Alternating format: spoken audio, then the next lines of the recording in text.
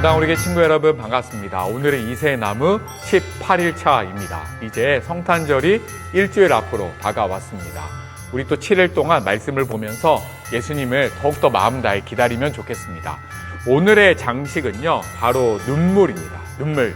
이 눈물 속에는 어떤 말씀의 의미가 담겨 있는지 살펴보면 좋겠습니다. 말씀을 살피기 전에 목사님이 눈물과 관련된 기계를 하나 가지고 왔거든요. 이렇게 생겼습니다. 아마 처음 보는 친구들이 많이 있을 것 같아요. 여러 가지 색깔의 동그라미들이 있고요. 이렇게 네모나게 생겼습니다. 가까이서 보면은요, 여기에 Why cry라고 적혀 있어요. Why cry? 왜 울어? 라는 뜻이죠. 이 기계가 뭐냐면, 갓난아이가 응애 응애 이렇게 울 때 엄마는 이 아이가 왜 우는지 잘 몰라요. 배가 고픈가? 뭐 등이 좀 뭐가 불편한가?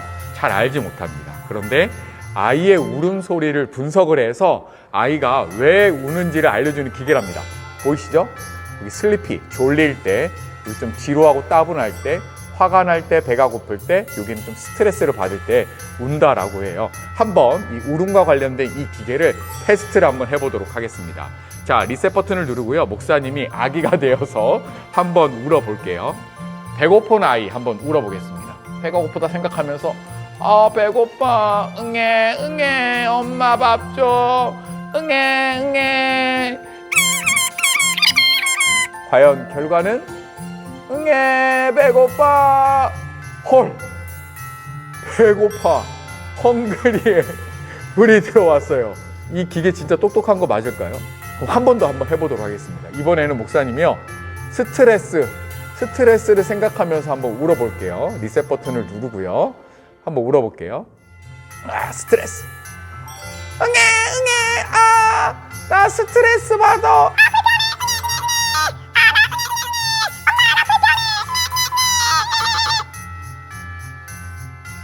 헝그리.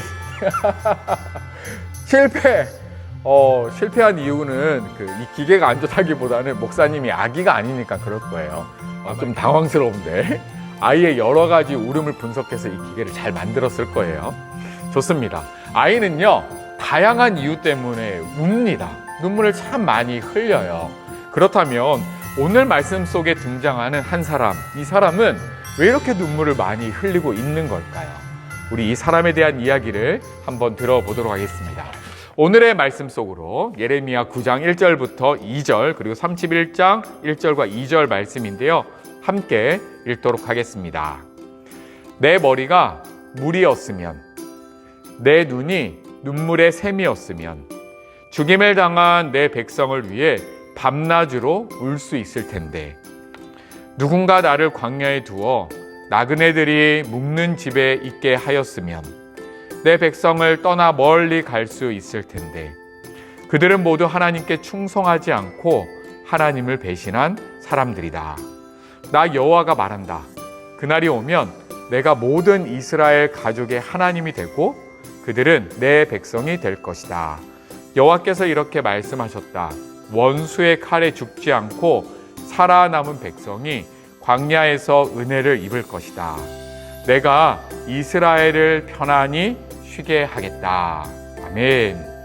오늘 말씀은 두 가지 부분으로 나눠지는 것 같아요. 첫 번째는 눈물을 많이 흘리는 선지자의 모습이 나오고, 두 번째는 그렇게 많이 울고 있는 선지자와 이스라엘 백성을 다시 한번 하나님이 일으켜 세우시겠다 소망의 말씀으로 가득 찹니다. 오늘의 눈물의 선지자, 주인공은 바로 예레미야입니다. 예레미야가 왜 울까요? 여기 보니까 죽임을 당한 내 백성을 위해 밤낮으로 울고 싶다라는 것입니다. 하나님의 말씀을 알려줬지만 그 말씀에 순종하지 않는 백성들, 하나님께 회개하라고 이야기했지만 회개하지 않고 결국에는 하나님께 심판을 받는 이 백성들을 위해서 울고 싶다라는 거예요.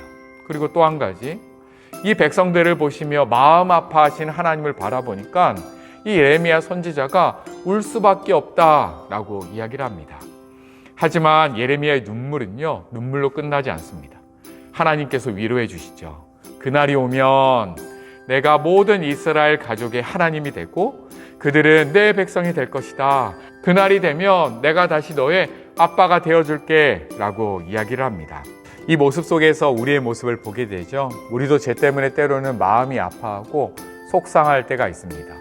더 잘하고 싶은데, 더 하나님을 사랑하고 싶은데 그렇지 못할 때가 있죠. 눈물을 흘릴 때 하나님께서는 뭐라고 하실까요? 눈물을 닦아주시며 너의 죄를 내가 다 용서했다. 그리고 너의 그 마음을 내가 다 안다. 위로해 주십니다. 그리고 그 눈물과 그 슬픔을 닦아주시기 위해서 누가 오셨나요? 예수님이 오셨습니다. 우리 그 사실을 기억하면서 예수님을 생각하고 예수님께 감사하는 하루가 되었으면 좋겠습니다. 아멘. 우리 오늘의 말씀을 함께 적어보도록 하겠습니다. 내 머리가 물이었으면, 내 눈이 눈물의 샘이었으면, 죽임을 당한 내 백성을 위해 밤낮으로 울 수 있을 텐데, 함께 적어보겠습니다.